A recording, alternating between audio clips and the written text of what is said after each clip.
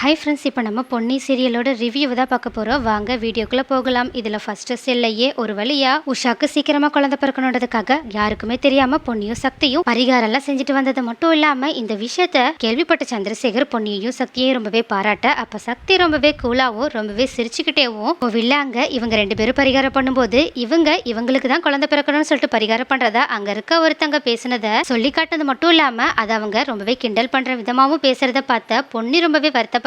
அப்போ இதை கவனிச்ச சந்திரசேகரும் சக்தி கிட்ட அவங்க சொன்னதுல என்ன தப்பு இருக்கு, பேசாம நீங்களும் இதுக்கப்புறமா உங்களுக்கு ஒரு குழந்தைய பத்தி யோசிக்க ஆரம்பிக்கலாம்னு சொல்லி கேட்க, உடனே இதை கேட்டுட்டு சக்தி சந்திரசேகர் கிட்ட செம்மையா சிரிச்சு கலாய்ச்சது மட்டும் இல்லாம அந்த விஷயத்த அவ்வளோ பெரிய விஷயமா யோசிக்காம அங்கிருந்து கிளம்பி போயிடுறாங்க. அப்போ சக்தி இப்படி இருக்கிறத பார்த்துட்டு பொன்னியுமே ரொம்பவே மனசு வருத்தப்பட்டுட்டு அங்க இருக்க சந்திரசேகர் கிட்டையும் உஷாவோட ஹஸ்பண்ட் கிட்டயும் எதுவுமே சொல்லாம கிளம்பி போயிடுறாங்க. அப்போ இதை பாக்குற உஷாவோட ஹஸ்பண்டும் பொன்னியோட மனநிலைமையை யோசிச்சு பார்த்துட்டு சந்திரசேகர் கிட்ட ரொம்பவே சோகமா பேசிட்டு இருக்க, உடனே சந்திரசேகரும் கூடிய சீக்கிரம் சக்தி பொன்னியோட மனசுல என்ன இருக்குன்றத தெரிஞ்சுக்கிட்டா நல்லா இருக்கும்னு சொல்லிட்டு யோசிச்சு பார்த்துட்டு அங்கிருந்து கிளம்பி போறாங்க. அப்போ இப்படி இவங்க 4 பேருமே பேசிட்டு இருக்கதை எதர்ச்சியா அந்த பக்கமா வந்துட்டு இருந்த பிரீத்தி கேட்டுட்டு, அப்பனா அந்த பரிகாரத்தை இவங்க உஷாக்காக தான் பண்ணியிருக்காங்களான்னு சொல்லிட்டு தெரிஞ்சுக்கிட்டது மட்டும் இல்லாம சக்தி அப்படி பேசினதை கேட்டுட்டு அவங்க ரொம்பவே மனசு சந்தோஷப்பட்டது மட்டும் இல்லாம சக்தி அப்படி பேசும்போது பொன்னியோட முகம் எவ்வளவு சோகமா இருந்துச்சுன்றத கவனிச்சுட்டு பொன்னியோட மனசுக்குள்ள இருக்கிறதையும் புரிஞ்சுக்கிட்டது மட்டும் இல்லாம பொன்னிக்கு சரியான பாடத்தை கூடிய சீக்கிரம் நான் கத்து கொடுத்தே ஆகணும்னு நினைக்கிறேன். ஏன்னா அவ போக போக நிறைய ஆசைகளை மனசுக்குள்ள வளர்த்தது மட்டும் இல்லாம என்கிட்ட இந்த நிரந்தரமா சக்தியை பிரிக்கிறதுக்காக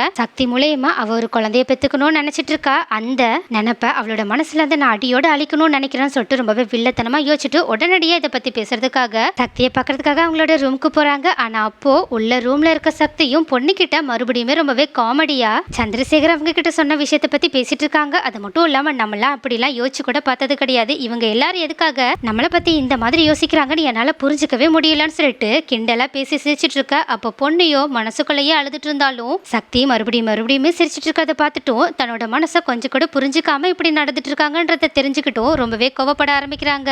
அது மட்டும் இல்லாம அவங்க சக்தி கிட்ட ரொம்பவே கோவமா, போது நிறுத்துங்க சக்தி, இதுக்கப்புறமா நீங்க சிரிச்சீங்கன்னா எனக்கு அவ்வளவுதான் ரொம்பவே கோவம் வரும்னு சொல்லிட்டு கண் கலங்கவே ஆரம்பிச்சிடுறாங்க. அப்போ பொன்னி திடீர்னு இப்படி கோவப்பட்டு தாங்கிட்ட பேசுனதுனால ரொம்பவே ஷாக் ஆன சக்தியோ என்னாச்சு பொன்னின்னு சொல்லிட்டு அவங்க கிட்ட கேட்க, பொன்னியோ மனசுக்குள்ள இருந்த வருத்தம் தாங்க முடியாம வெளியவே அதை காட்ட ஆரம்பிச்சது மட்டும் இல்லாம அளவும் ஆரம்பிக்கிறாங்க. அப்ப இதை பார்த்துட்டு பதறி போன சக்தியும் எதுக்காக பொன்னி இப்ப அழுகுறன்னு சொல்லி கேட்க, உடனே பொன்னியும் ரொம்பவே கோவமா, ஆமா எதுக்காகன்னு உங்களுக்கு தெரியாதா என்ன, நீங்க இப்ப பண்றதெல்லாம் எனக்கு கொஞ்சம் கூட பிடிக்கல, அது மட்டும் இல்லாம இந்த விஷயம் உங்களுக்கு சாதாரணமா தெரியுதா அப்படின்னு சொல்லி கேட்க, உடனே இது கேட்ட சக்தியும் எந்த விஷயத்தை பத்தி நீ கேட்கறன்னு சொல்லி கேட்க, உடனே பொன்னியும் ரொம்பவே கோவமா நான் குழந்தைய பத்தி தான் பேசுறேன்னு சொல்லி சொல்றாங்க. உடனே இதை கேட்டுட்டு ஷாக் ஆன சக்தியும், பொன்னி அப்பனா நீ மத்தவங்க நினைக்கிறத தான் நினைச்சிட்டு இருக்கியா, நீயும் நமக்கு ஒரு குழந்தை வேணும்னு நினைக்கிறியான்னு சொல்லி கேட்க, உடனே இதை கேட்ட பொன்னியும் செம்மையா எமோஷனல் ஆகி அழ ஆரம்பிச்சு அவங்க கிட்ட நான் ஆமான்னு சொன்னா நீங்க என்ன பண்ணுவீங்கன்னு சொல்லி கேக்குறாங்க. உடனே இதை கேட்டுட்டு சக்தி செம்ம ஷாக்ல அப்படியே உட்கார்ந்துருக்க. உடனே பொன்னியும் கொஞ்ச நேரத்திலேயே தான் சக்தி கிட்ட என்ன பேசிட்டோன்னு சொல்லிட்டு உணர்ந்துட்டு உடனடியா அந்த ரூமை விட்டு வெளியே ஓடியே போயிடுறாங்க. ஆனா சக்தியோ பொன்னியோட பின்னாடி போகாம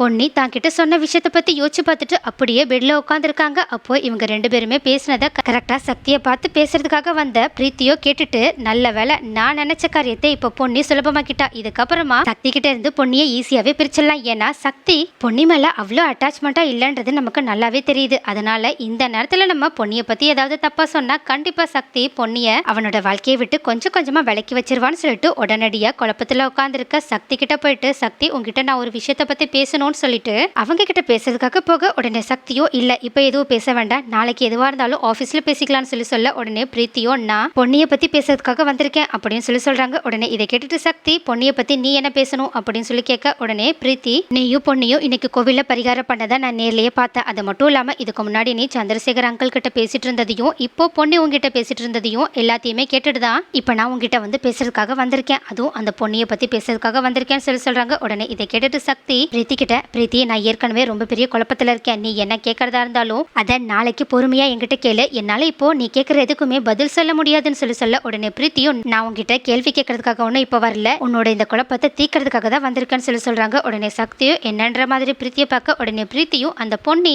ரொம்பவே சிம்பிளான சாதாரணமான பொண்ணு, அது மட்டும் இல்லாம அவளுக்கு இன்னுமே நீ அவ கூட வேற வழியே இல்லாம தான் வாழ்ந்துட்டு இருக்கன்ற விஷயம் தெரிய வரல, அது தெரிஞ்சிருந்தா கண்டிப்பா அவ உங்ககிட்ட இருந்து இந்த மாதிரி விஷயத்துல எதிர்பார்த்திருக்கவே மாட்டா. ஆனாலும் அவளை சொல்லியே தப்பு இல்லை, ஏன்னா அவ உன்னை தன்னோட ஹஸ்பண்டாவே நினைச்சுக்கிட்டா போல, ஆனா அவளுக்கு நீ அவளை ஒய்ஃபாவே இன்னும் ஏத்துக்கலன்ற விஷயமே தெரிய வரல, அதனால தான் உங்களுக்கு நடுவுல இவ்வளவு பெரிய குழப்பம். ஆனா அதுலயே நம்ம பொன்னியை குத்த சொல்ல முடியாது, முடியாதுன்னு சொல்லிட்டு பொன்னிக்கு சப்போர்ட் பண்ற மாதிரியே சக்தி கிட்ட ரொம்பவே அக்கறையா பேசுற மாதிரி, ஆனா எல்லா தப்புமே உன்கிட்ட தான் இருக்கு, நீ அவளை நார்மலான பொண்ணு மாதிரி தான் நடத்திருக்க, ஆனா என்ன கொஞ்சம் அதிகமா அக்கறை காட்டின மாதிரி எல்லாருக்கும் தெரிஞ்சிருக்கு. ஏன் அது பொன்னிக்குமே அப்படிதான் தெரிஞ்சிருக்கு. அதனாலதான் அவ நீ நிஜமாவே அவளை ஒய்ஃபா ஏத்துக்கிட்டான்னு சொல்லிட்டு நினைக்க வச்சிருக்கு. ஆனா இப்போ பொன்னியோட மனசுல என்ன இருக்குன்றத நீ புரிஞ்சுக்கிட்டல. அதனால இதுக்கப்புறமாவது பொன்னியை விட்டு கொஞ்சம் கொஞ்சமா விலக நீ ட்ரை பண்ணு. அப்படி இல்லைன்னா கஷ்டப்பட போறது நீ மட்டும் கிடையாது, அந்த பொன்னியும் தான் அப்படின்னு சொல்லிட்டு ஒரு பக்கம் பொன்னிக்கு தான் சப்போர்ட் பண்ற மாதிரி சக்திக்கு தெரியணும்ன்றத காட்டினது மட்டும் இல்லாம, இன்னொரு பக்கம் சக்தி பொன்னியை தன்னோட ஒய்ஃபா ஏத்துக்கலன்ற விஷயத்த அப்படியே சக்தி கிட்டேயே டைரக்டா சொல்லிடுறாங்க.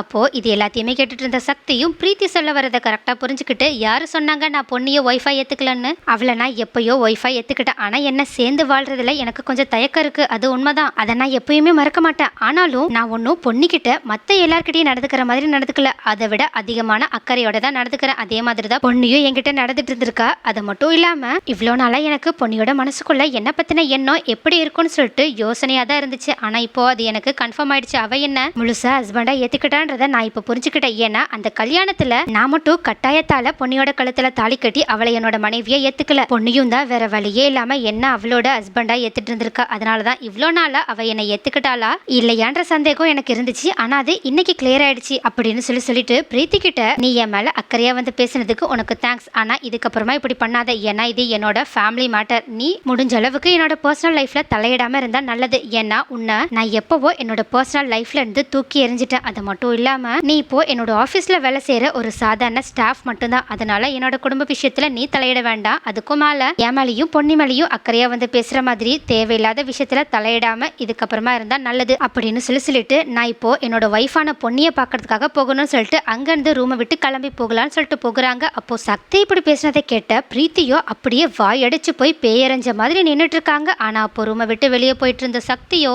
ஷாக்ல நிக்கிற பிரீத்தியை திரும்பி பார்த்துட்டு, அப்புறம் இன்னொரு விஷயம், கோவில்ல நாங்க 2 பேரும் பண்ண பரிகாரத்தை வீட்டுல யாருக்கிட்டையும் சொல்லாம இருக்கிறது உனக்கு நல்லது அப்படின்னு சொல்லிட்டு, இதுக்கப்புறமா என்னோட ரூம்குள்ள என்னோட பெர்மிஷன் இல்லாம நீ வர்றதும் எனக்கு பிடிக்கலன்னு சொல்லிட்டு பிரீத்திய செம்மையா நோஸ் கட் பண்ற மாதிரி பேசிட்டு உடனடியே பொன்னியை பாக்குறதுக்காக அங்கிருந்து கிளம்பி போகலான்னு சொல்லிட்டு போகும்போது, அப்ப கரெக்டா பிரீத்தி கிட்ட சக்தி பேசின எல்லா விஷயத்தையுமே வாசல்ல நின்னு பொன்னி கேட்டுட்டு கண் கலங்கி அழுதுட்டு இருக்காங்க. அப்போ இதை பார்த்த சக்தியும் பொன்னியோட கண்ணீரை தொடச்சு விட உடனே பொன்னி ரொம்பவே எமோஷனல் ஆகி சக்தியை கட்டி பிடிக்கிறாங்க. அப்போ இவங்க 2 பேரும் இப்படி கட்டி பிடிச்சிட்டு நின்றுட்டு இருக்கிறத பார்த்த பிரீத்தியோ செம்ம ஆத்திரத்தோட உடனடியா சக்தியோட ரூமை விட்டு வேகமா கிளம்பி போறாங்க. நெக்ஸ்ட் என்ன நடக்கும்? ஒரு வழியா பொன்னி தன்னோட மனசுல இருந்த விருப்பத்தை சக்தி கிட்ட சொன்னது மட்டும் இல்லாம பொன்னியையும் சக்தியையும் இந்த விஷயத்தை வச்சு பிரிக்கலாம்னு நினைச்ச பிரீத்திக்கு பல்பு கொடுத்த சக்தி கிட்ட இருந்தே பொன்னி சக்தியோட மனசுல இருக்க விஷயத்தையுமே தெரிஞ்சுக்கிட்டது மட்டும் இல்லாம அவங்க தன்னை ஒய்ஃபா ஏத்துக்கிட்டாங்கன்ற ரொம்ப பெரிய சந்தோஷமான விஷயத்தை தெரிஞ்சுக்கிட்டு ரொம்பவே சந்தோஷப்பட்டுட்டு இருக்காங்க. நெக்ஸ்ட் என்ன நடக்கும்? ஒரு வழியா பொன்னிக்கும் சக்திக்கும் நடுவுல இருந்த இடைவெளி நல்லாவே குறைஞ்சது மட்டும் இல்லாம இதுக்கெல்லாம் காரணம் பிரீத்தியாவே ஆகிட்டாங்க. அடுத்து பிரீத்தியோட நிலைமை என்னதான் ஆக போகுது? அவங்களுக்கே தெரியாம அவங்க பொன்னியும் சக்தியும் சேர காரணமாயிட்டாங்க. அடுத்து பிரீத்தி என்னதான் பண்ண போறாங்க? மறுபடியும் பொன்னியையும் சக்தியும் பிரிக்கிறதுக்காக பிரீத்தி என்னென்ன பிளான்லாம் போட போறாங்க? அதுல இருந்து எப்படிதான் பொன்னி தப்பிச்சு சக்தியோட சேர்ந்து சந்தோஷமா வாழ்க்கைய ஆரம்பிக்க போறாங்க? நெக்ஸ்ட் என்னெல்லாம் நடக்கும்ன்றத அடுத்த வீடியோல பார்க்கலாம்.